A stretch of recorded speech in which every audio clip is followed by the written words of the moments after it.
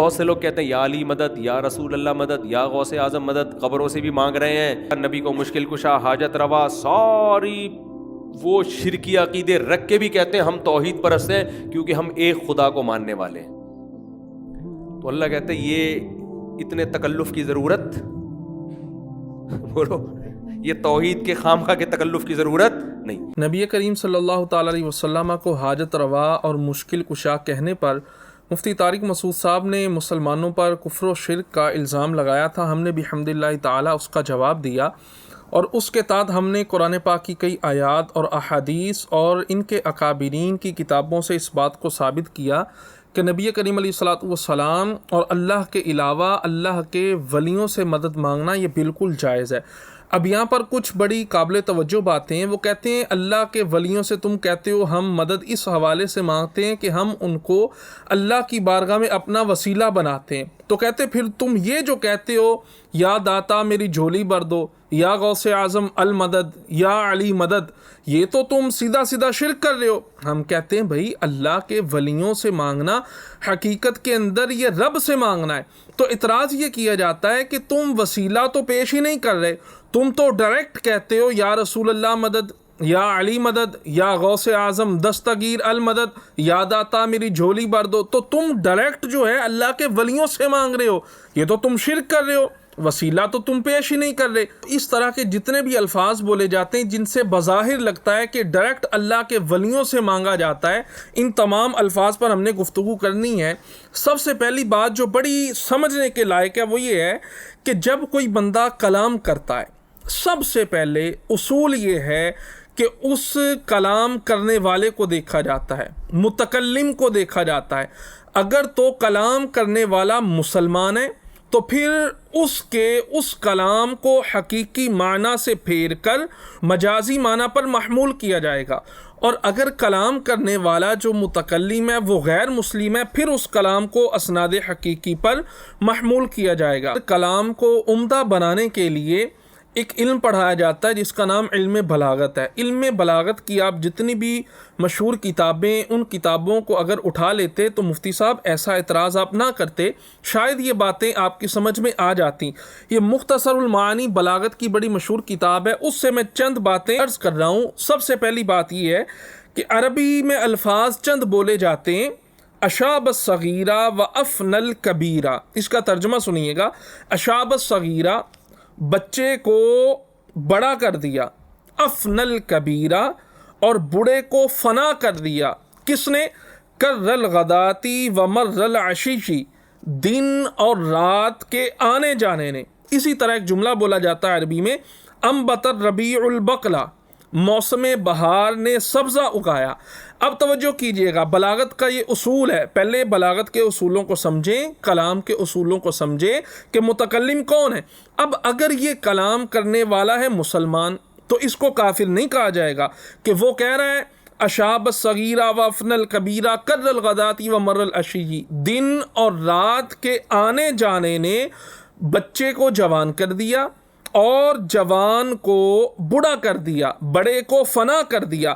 اب اس کلام کا حقیقی معنی تو یہ ہے، تو اس کلام کو اس حقیقی معنی سے پھیر کر مجازی معنی کی طرف لانا یہ واجب ہے، کیونکہ جو قائل ہے، جو متکلم ہے وہ مسلمان ہے، اور اس کا عقیدہ بھی یہ ہے کہ حقیقت کے اندر بچے کو جوان کرنے والا، جوان کو بوڑھا، بوڑھے کو فنا کرنے والا وہ تو رب کی ذات ہے۔ ہاں دن اور رات، کر الغداتی و مر العشیشی، دن اور رات کا آنا جانا یہ اس کے لیے سبب ہے، اور دن اور رات کا مالک تو اللہ تبارک و تعالی ہے۔ دوسری مثال تھی، موسم بہار نے سبزہ اگایا، حالانکہ سبزہ تو اللہ اگاتا ہے۔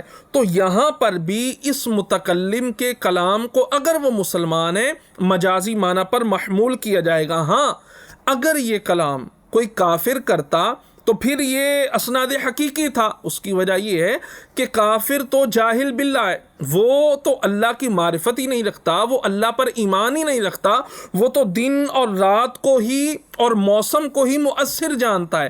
تو بھئی جب بھی کوئی بندہ بات کرتا ہے، کوئی قائل قول کہتا ہے، متکلم کلام کرتا ہے، تو سب سے پہلے دیکھا جائے گا متکلم کو کہ اگر متکلم مسلمان ہے تو اس کے بظاہر جو معنی حقیقی ہیں وہ درست نہیں لگتے تو اس معنی کو ہم مجازی کی طرف پھیریں گے، اور پھیرنا یہ واجب ہے، یہ بلاغت کا اصول ہے، اور اگر وہ کافر ہے پھر اس کے کلام کو نہیں پھیرا جائے گا۔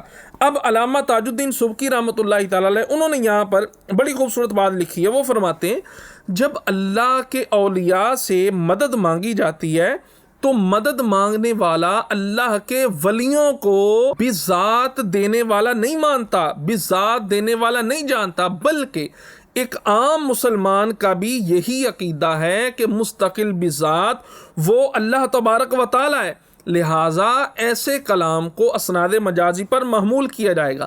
اب یہ تو تھی بلاغت کی بات، میں قرآن پاک سے آپ کے سامنے چند ایسی مثالیں رکھتا ہوں۔ دیکھیے اللہ فرماتا ہے وَإِذَا تُلِيَتْ عَلَيْهِمْ آيَاتُهُ زَادَتْهُمْ إِيمَانًا، جب ان کے سامنے اللہ کی آیات قرآن پڑھا جاتا ہے تو ان کا ایمان اور زیادہ مضبوط ہو جاتا ہے۔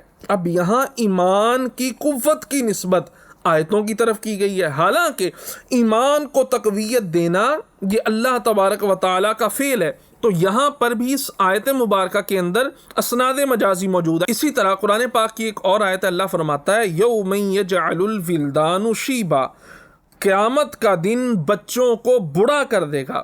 اب دن تو ظاہری بات ہے کسی کو بوڑھا نہیں کرتا، یہ تو اللہ تبارک و تعالیٰ کا فعل ہے، تو یہاں بھی اسناد نسبت جو ہے یہ مجازی ہے۔ اسی طرح وَأَخْرَجَتِ الْأَرْضُ أَثْقَالَهَا، زمین اپنے خزانوں کو نکالے گی، حالانکہ خزانے نکالنا یہ تو اللہ تبارک و تعالیٰ کا کام ہے، مگر یہاں ارض زمین کی طرف اس کی نسبت کی گئی ہے، تو یہ جو اسناد ہے یہ مجازی ہے۔ اسی طرح اللہ تبارک و تعالیٰ ارشاد فرماتا ہے مثل الذین ینفقون اموالهم فی سبیل اللہ کمثل حبۃ انبتت سبع سنابل فی کل سنبلۃ مئۃ حبہ، دانہ 7 سٹوں کو اگاتا ہے پھر سٹے میں 100 دانے۔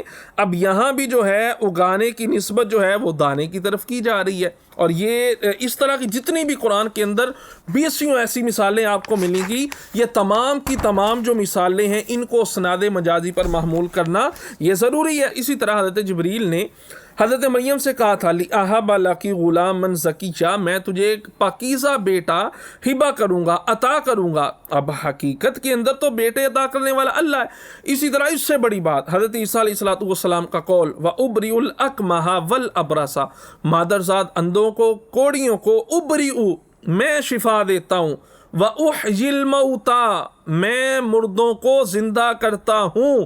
اب یہاں بظاہر تو حضرت عیسیٰ علیہ السلام نے نسبت کی ہے اپنی طرف، یہاں بھی مراد اسناد مجازی ہوگا۔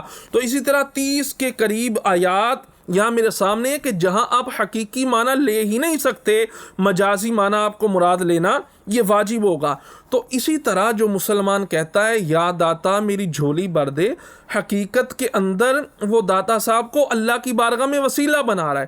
جو کہہ رہا ہے یا غوث اعظم المدد، حقیقت کے اندر وہ اللہ ہی سے مدد مانگ رہا ہے، صرف ان کی نسبت اور وسیلہ پیش کر رہا ہے۔ یہاں حقیقی معنی ہم نہیں لیں گے کہ وہ ڈائریکٹ جو ہے اللہ کے ولیوں سے مانگ رہا ہے، کیونکہ کسی بھی مسلمان کا یہ عقیدہ ہے ہی نہیں۔ اسی طرح یا علی مدد، یا رسول اللہ مدد، جتنے بھی اس طرح کے الفاظ بولے جاتے ہیں تو ان پر کفر و شرک کا حکم لگانا یہ آپ کی صرف جہالت ہو سکتی ہے، کیونکہ آپ اگر بلاغت کے قانون پڑھتے، قواعد پڑھتے، بلاغت کی کتابیں پڑھتے تو آپ کو اس بات کا پتہ چلتا، اور پھر قرآن پاک کے اصولوں کو پڑھتے آپ کو پتہ چلتا کہ کہاں پر کلام کا حقیقی معنی مراد لیا جاتا ہے، کہاں پر کلام کو مجازی معنی کی طرف پھیرنا واجب ہوتا ہے۔